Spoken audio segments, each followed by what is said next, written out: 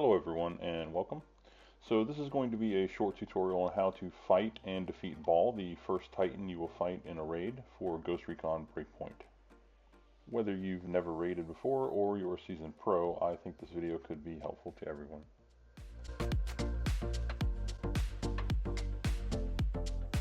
So once you've gathered all the intel needed to access the Titan Alpha boss, you'll be coming here to Chemical Refinery, where you'll face off against the superior behemoth. So looking here at my loadout, you can see I'm only using a single weapon in each slot, and I'm only running this at a level 250 to show that this is pretty easy to do. If you would like to know specifically what loadout to use in a raid, I will leave a link in the description that you can click on to see what specific weapons are good and what specific weapons are not good for a raid.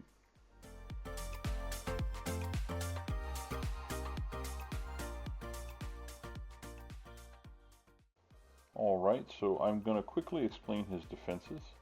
He has a blue laser, which he will focus on one player. He will begin to follow that player or turn his attention to anyone who gets too close to him. Second, he has this electrical field around him that if you stay too long or touch him, you'll get zapped and instantly die from it. Third, he has a second purple laser, which he'll deploy when his health reaches lower than 50%. Both of these lasers have a time limit that you can have on them. If you keep the laser to 100% of that time limit, you will get red bombed, which there is no escape from.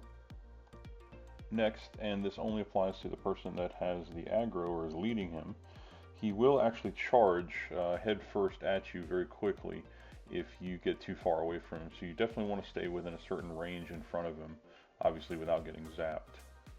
And lastly, while fighting BAAL, there are wolves with shotguns and snipers who will constantly be trying to kill you. Sounds like a whole lot of fun, right? Well, just know that in actuality, it's not quite as difficult as it sounds. I know that so far it sounds like it's a lot of information to take in, but let's go ahead and take a look and I'll show you how easy it can be. So here is a basic schematic from overhead that I've drawn up to show you where the person with aggro and the other three teammates will be going when they start the fight. And as you just saw in the schematic, this is the first thing that you're going to need to do once you reach the boss. You're going to want to discuss with your teammates who's going to take aggro and who's going to do damage. Otherwise, it can cause a lot of confusion and a lot of people can get frustrated pretty quickly with this. Next, and probably one of the most important things to have, is good communication with your teammates. If you don't have good communication, you're not going to be able to change the lasers, you're going to be killed by the wolves pretty quickly, and it's going to get out of hand. So this is where I'm going to be going, as I have aggro to the left of the boss. I will then be taking the boss over to the left wall, and then down the left wall towards the fence. On the right, you can see the lines that show where the teammates will be going to do all the damage.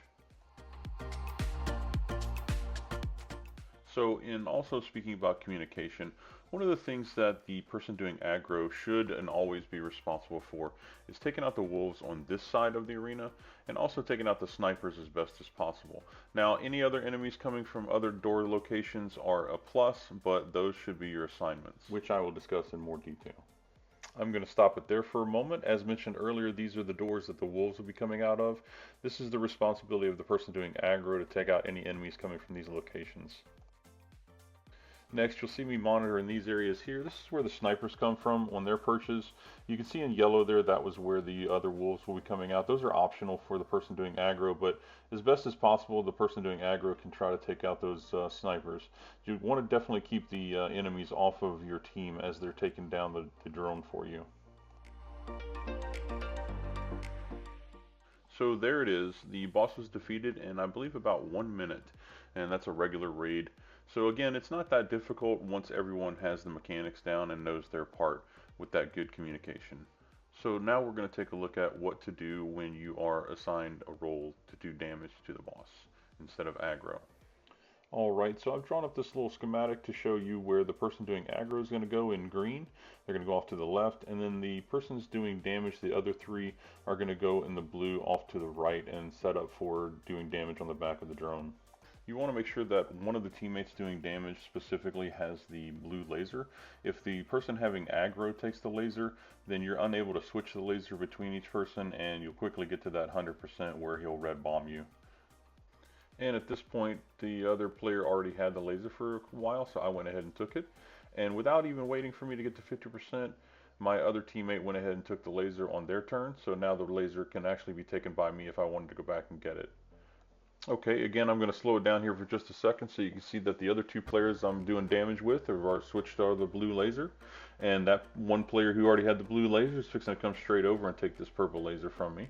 And if you notice, I also identified where the person doing aggro is taking out the enemies on their area, the green circle. You'll notice once my teammate has taken the purple laser, I'm going to immediately go over and take the blue from my other teammate. That's going to free them up to go take the purple again. If you see what we're doing, we're just zigzagging between the lasers.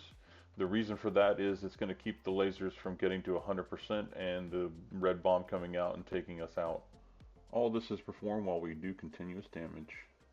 Now you'll see here my teammate who was doing aggro just happened to get a little bit too unlucky and the drone actually zapped him and knocked him down. But we recovered pretty quickly. I was able to get them back up and they only had a few hits left on the drone, so we were able to take them out. And then it's just the last little stragglers that are hanging around. Alright, that's going to be it for this raid tutorial. I hope you enjoyed it. I hope it was informative for you. If you'd like to stick around after the video, there's a couple minutes of additional boss fight on BAAL that you might enjoy, that there's no audio commentary. Thanks for watching.